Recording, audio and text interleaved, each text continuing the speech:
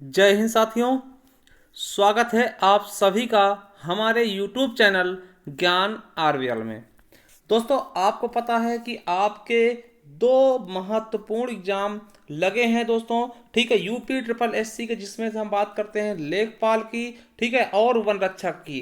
जैसा कि आपको पता है कि यूपी ट्रिपल एससी ने दोस्तों अपने एक साल के एग्जाम कैलेंडर जारी किया है, जिसमें दोस्तों 19 जून को आपका लेखपाल का पेपर बताया गया है होगा एग्जाम, और 21 अगस्त को आपके वर्णक्षक का।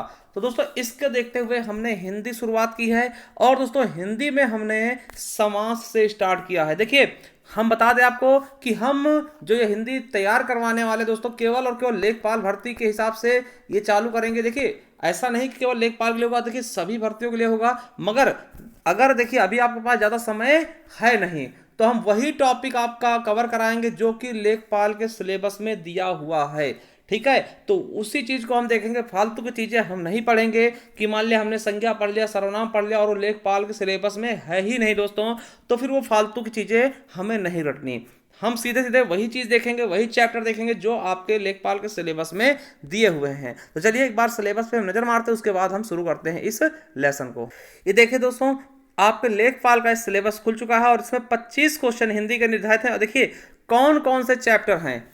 तो देखिए, चैप्टर में आपका समास दिया हुआ है, पर्यायवाची दिया है, विलोम शब्द दिया हुआ है, तत्सम तद्भव दिया हुआ है, संधियां, वाक्यांशों के लिए एक शब्द, उसके अलावा लोकोक्ति, मुहावरे, वाक्य संशोधन, लिंग, वचन, कारक, काल, वर्तनी और त्रुटि से संबंधित और अनेकार्थी शब्द। उसके अलावा दोस्तों अपठित गद्यांश दिया गया, जिससे देखिए बस इतनी चीजें हम पढ़ेंगे इस हिंदी वाले सेक्शन में। और दोस्तों इसका हम अलग से एक प्लेलिस्ट बना देंगे, ठीक है। और आपको बता दें कि इसमें आपको रस, छंद, अलंकार, संज्ञा, सर्वनाम, क्रिया, विशेषण वो कुछ भी नहीं पढ़ना है।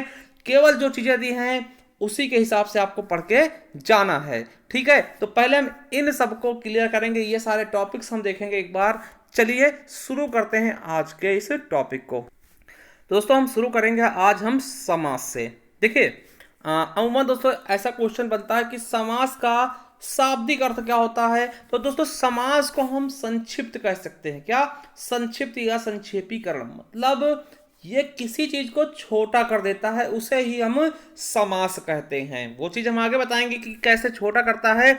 अगर देखिए आपसे पूछेगा कि समास का विलोम शब्द क्या होता है, बहुत बार पूछा गया समास का विलोम क्या होता है, तो लोग विग्रह करते हैं दोस्तों। मगर सही क्या होगा? व्यास हो जाएगा समास का विलोम शब्द, ठीक है। चलिए अब देखिए आपको बता दें कि अगर समास का हम संधि विच्छेद करते हैं तो क्या होगा? सम प्लस आस, सम प्लस आस। और आपको बता दें सम मतलब होता है बराबर या पास में, और आस दोस्तों बना है आसन से। आसन ने मतलब क्या होता है? बैठना।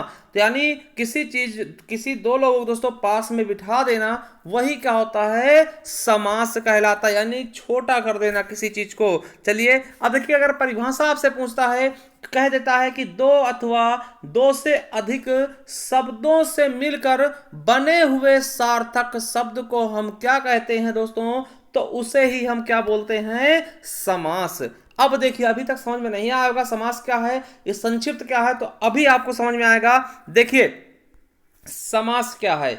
अब देखिए, जैसे हमने कहा कि हवन के लिए सामग्री, ठीक है, हवन के लिए सामग्री। देखिए इसमें कितने शब्द आए हैं? एक हो गया हवन, दूसरा हो गया के, तीसरा हो गया के, चौथा हो गया लिए, तीसरा हो गया लिए, और चौथा हो गया सामग्री। देखिए 4 शब्द आए हैं। अब इसको हम थोड़ा छोट में कह दिया, छोटे शब्दों में कह दिया हवन सामग्री, केवल 2 शब्दों में इसको हमने फिरो दिया, यही है समास। मतलब कि किन्हीं तमाम शब्दों को दोस्तों कुछ छोटे शब्दों में कहना, वही क्या होता है? समास होता है, ठीक है। तो समझ गए समास का? तो इससे कहा, हमने कहा 10 हैं आनंद जिसके अर्थात रावण। अगर इतना शब्द ना कह के दोस्तों हम सीधी बात कहते दशानन, तो दशानन क्या हो गया? समास हो गया। देखिए कितने सारे शब्दों को हमने एक शब्दों में कह दिया। देखिए 1 2 3 4 5 6 शब्दों, केवल एक शब्द हमने दशानन कह दिया, यही समास है। अब देखिए गंगा जल, अब गंगा का जल हमने कहा, देखिए गंगा का जल 3 शब्द इसमें आ गए, मगर उसी को हमने एक शब्द में कह दिया दोस्तों कि क्या? गंगा जल, ठीक है, तो ये समास हो गया। यानी कि हम बड़े शब्दों को छोटे में कर देते हैं दोस्तों, मतलब किन्हीं कई शब्दों को मिला करके उनको हम छोटा कर देते हैं, वही क्या होता है, समास कहलाता है। अगर हम सिंपल सी भाषा में ये कहना चाहें कि दो अथवा दो से अधिक शब्दों से मिलकर बने हुए सार्थक शब्द को ही क्या कहते हैं, समास कहते हैं। अब देखिए हम समास तो सीख गए, समास क्या होता है, किसी चीज को छोटा करना। अब मगर जो हमें दिख रहा है ये वाला चीज, ये जो बड़ा सा चीज है 10 है आनंद जिसके, ये क्या है दोस्तों, इसको हम समास विग्रह कहते हैं। तो इसके बारे में भी जान लेते हैं। देखिए समास विग्रह क्या होता है, तो आपको बता दें कि समस्त पद के सभी पदों को अलग अलग किए जाने की प्रक्रिया को हम समास विग्रह या व्यास कहते हैं। आप होता है समास का विलोम शब्द व्यास होता है। जैसे हमने कहा पॉकेट मार, तो पॉकेट मार तो बहुत छोटा शब्द हो गया, यानी समास होगा, हमें समझ में आ रहा है ये समास हो गया। मगर दोस्तों अब इसको हम तोड़ेंगे, सभी पद को अलग अलग कर देंगे, यानी पॉकेट को मारने वाला, यही क्या है, ये समास विग्रह है। जैसे विधानसभा हमने कहते हैं, देखिए विधानसभा क्या है, समास है। अब इसको हम तोड़ दिए अलग अलग, यानी विधान के लिए सभा, ये क्या हो गया आपका, समास विग्रह हो गया। क्या हो गया दोस्तों, समास विग्रह हो गया। तो समझ गए होंगे समास क्या होता है, समास छोटा होता है और समास विग्रह उन्हीं पदों को अलग अलग कर देने की प्रक्रिया को हम समास विग्रह कहते हैं। आई होप आपको इतना समझ में आ गया होगा। अब देखिए समस्त पद या सामासिक पद क्या होते हैं, तो आपको बता दें कि समास के नियमों में बने पद को हम समस्त पद कहते हैं। और आपको पता है हर एक समास में कम से कम दोस्तों दो पद तो होते ही हैं।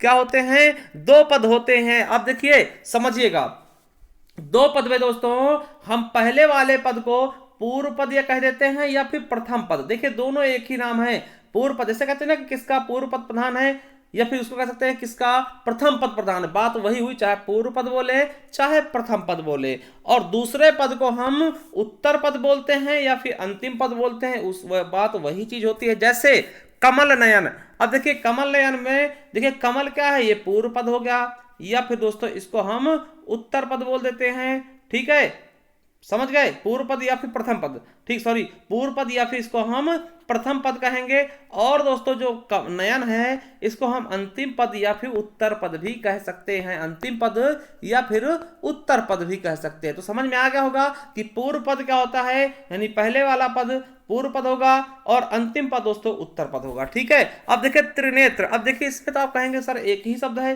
भैया शब्द एक ही है मगर इसमें भी दो पद हैं। देखिए क्या है दो पद, त्रि और नेत्र। तो त्रि दोस्तों है ये पूर्व पद है और नेत्र क्या है, उत्तर पद। समझ गए होंगे बिल्कुल अच्छे से। अब देखिए अब आपसे पूछेगा समास के भेद कितने हैं, तो आपको 6 ही बताने हैं। पहले मैं बता दूं कि आपको भेद 6 बताने हैं। अगर देखिए पदों के आधार पर समास को हम बांटना चाहें तो आपको बता दें पदों के आधार पर समास के भेद, तो दोस्तों पदों के आधार पर इनको हम 4 भागों में बांट सकते हैं। और ये क्वेश्चन आपके एग्जाम में यहां से कई बार पूछे गए हैं कि किसका कौन सा पद प्रधान होता है। तो मैं आपको बता दूं कि जब पूछेगा प्रथम पद प्रधान समास कौन सा है, तो आप अव्ययभाव समास बता देंगे, यानी पहला पद किसका प्रधान होता है या पूर्व पद किसका प्रधान होता है, तब आप बताएंगे अव्ययभाव समास। द्वितीय पद प्रधान किसका होता है, तो द्वितीय पद दोस्तों तत्पुरुष समास का, कर्मधारय समास का और द्विगु समास का द्वितीय पद प्रधान होता है। अगला है उभय पद प्रधान। देखिए उभय मतलब होता दोनों पद, जिसके दोनों पद प्रधान हो वो होता आपका द्वंद्व समास। क्या, द्वंद्व समास। और जिसका उभय पद अप्रधान यानी जिसके कोई पद प्रधान ना हो, यानी दोनों पद अप्रधान हो, या फिर जिसका तीसरा पद प्रधान हो, वो होता है आपका बहुब्रीहि समास। क्या, बहुब्रीहि समास। देखिए इसको याद कैसे करेंगे, तो भैया देखिए कभी भी हम कोई चीज पढ़ते हैं, हमने दोस्तों वर्णमाला पढ़ा, सबसे पहले आ से स्टार्ट करते हैं। सबसे प्रथम क्या आता है, आ, तो दोस्तों आ से होता है आपका विभाव समास। तो भैया पहले शुरुआत होती है इसीलिए इसका प्रथम पद प्रधान हो जाएगा।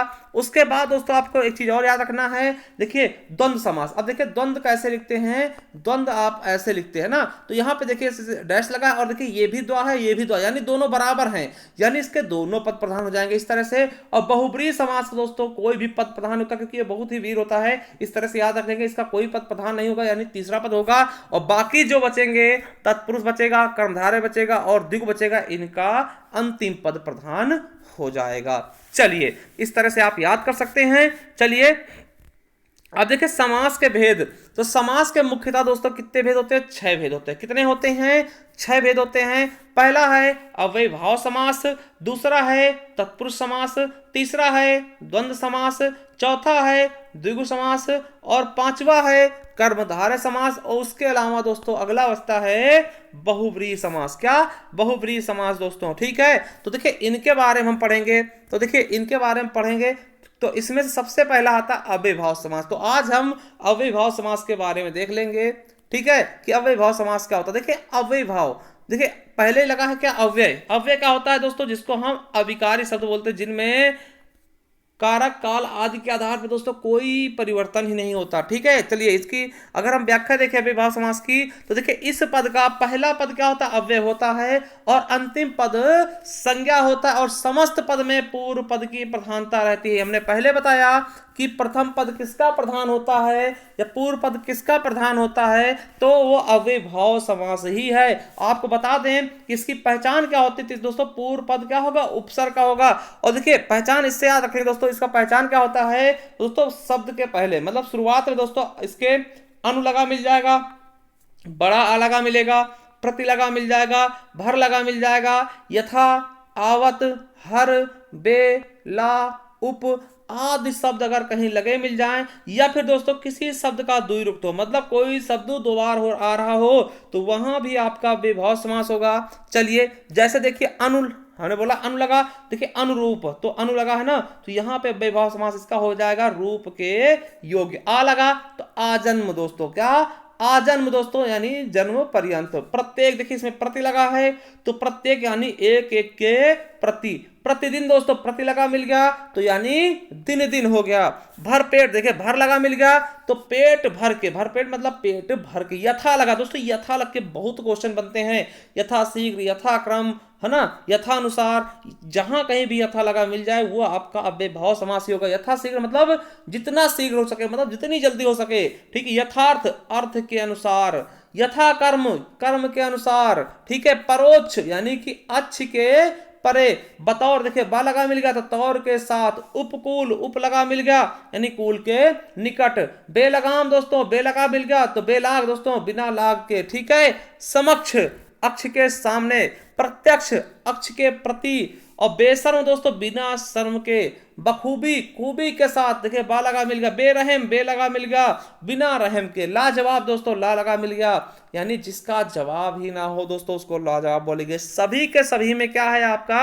अव्ययीभाव समास। बिल्कुल अच्छे समझ में आया होगा। देखिए इसके अलावा भी कुछ शब्द होते हैं दोस्तों थोड़ा सा बड़ा होते हैं, उनमें भी क्या होता है, जैसे आपको दिखा दें कि प्रत्युपकार में भी अव्ययीभाव होगा, निर्भय में, भूतपूर्व में दोस्तों, है ना, भूतपूर्व जो पहले हुआ हो दोस्तों, पूर्वोक्त हो गया, प्रत्यंग हो गया, निधड़क हो गया, मनमाना हो गया, है ना, और दोस्तों यथाक्रम, बेसऊर हो गए, यथाशक्ति दोस्तों, ये सब चीजों में भी क्या होता है आपका विभाव समास होगा। इसके अलावा दोस्तों यहाँ पे देखिए विवाहोपरांत यानी विवाह के उपरांत, मृत्युपरांत मृत्यु के उपरांत, विवाहेतर विवाह के इतर दोस्तों, यहाँ पर भी आपका क्या हो जाएगा? अव्ययीभाव समास ही होगा। याद रखेंगे, समझ गए। अब देखिए कुछ अपवाद स्वरूप होते हैं, जैसे कि आप उनको कुछ अलग समझ बैठे हैं। ठीक है, जैसे जब किसी संज्ञा शब्द या किसी शब्द का दोहराव होता है तो वहां भी अव्ययीभाव समास होता है दोस्तों। यहां आप बहुत ज्यादा गलती करते हैं। ठीक है, कोई भी संज्ञा शब्द अगर 2 बार आ गया, जैसे दिन दिन दोस्तों, दिन दिन, देखिए यहाँ पे आपके बीच में क्या योजक चिन्ह लगा, तो यहाँ पे आप गलती से द्वंद्व समास कर बैठते हैं, तो द्वंद्व नहीं होगा। देखिए दिन दिन दिन दिन, तो यहां पे दोस्तों क्या होगा? आपका अव्ययीभाव समास होगा, यानी वही चीज। देखिए यहां पे अगर दिन रात होता तब आपका क्या हो जाता दोस्तों? द्वंद्व समास। मगर सेम चीज रिपीट हुई है, जैसे रात रात, पल पल, दिनों दिन, रातों रात, हाथों हाथ, कानों कान, लाभों लाभ, दिनानुदिन दोस्तों। ठीक है, तो यहां पर आपका विवाह समास होगा, मतलब सेम चीज अगर रिपीट हो रही, रातों रात, रात ही रात दोस्तों, हाथों हाथ, हाथ ही हाथ, कानों कान, कान ही कान, है ना, तो इस तरीके के भी क्या होते वहां पर आपका अव्ययीभाव समास ही होता है। ठीक है, और दोस्तों दूसरा अपवाद आपको बता दूं कि जब किसी नदी के आगे संख्यावाचक शब्द लगा हो तो वहां भी आपका अव्ययीभाव समास होता है। जैसे आपसे पूछा जाए पंचगंगा, देखिए अब इसको आप द्विगु समास मत कर देना कि भैया यहाँ पे पंच लगा है यानी संख्यावाची शब्द आया। दोस्तों आपको बता दें, किसी भी नदी के आगे अगर कोई संख्या लगी मिल जाए तो वो आपका क्या हो जाएगा, अव्ययी भाव समास होगा। जैसे पंचगंगा है ना, तो गंगा क्या है, नदी, इसके आगे दोस्तों संख्या लगा हुआ है पंच। द्वियमुना दोस्तों, ठीक है, तो यहां भी आपका अव्ययीभाव समास हो जाएगा। ठीक है, समझ गए। तो दोस्तों आपसे यही कहना चाहेंगे कि अगर आपको समझ में आया तो हमें कमेंट बॉक्स में कमेंट करिएगा और बताइएगा। इसका नेक्स्ट पार्ट हम जल्द ही लेकर आएंगे। और इसके साथ दोस्तों अगर आप हमारी ई बुक परचेस करना है जिसमें आपको सब कुछ मिल जाएगा, ये समान हिंदी की ई बुक है दोस्तों, इसमें संपूर्ण समान हिंदी मिल जाएगी आपको। वर्णमाला, विकारी शब्द, अविकारी शब्द, वाक्य, लिंग, वचन, कारक, काल, वाच्य, संधि, समास, रस्यंत, अलंकार, सब कुछ इसमें मिल जाएगा दोस्तों। अगर इसे आप परचेस करना है दोस्तों तो ये हमारा नंबर है 79054192 देखिए 5 तक दिख रहा है, इसके बाद 1 लगा लेना, 51 लगा लेना। तो 7905419251 पे आप दोस्तों हमसे दोस्तों व्हाट्सअप कर सकते हैं और पता कर सकते हैं इस ई बुक के बारे में। आपको बता दें कि ये 50 रुपए की है। 50 रुपये आप हमें गूगल पे, फोन पे, पेटीएम करके दोस्तों ये ई बुक हमसे प्राप्त कर सकते हैं। ठीक है, तो चलिए दोस्तों, थैंक यू, मिलते हैं नेक्स्ट वीडियो में। तब तक के लिए जय हिंद, जय भारत, और चैनल सब्सक्राइब कर लीजिएगा और ये भी बताइएगा आपको वीडियो कैसी लगी। थैंक यू, धन्यवाद।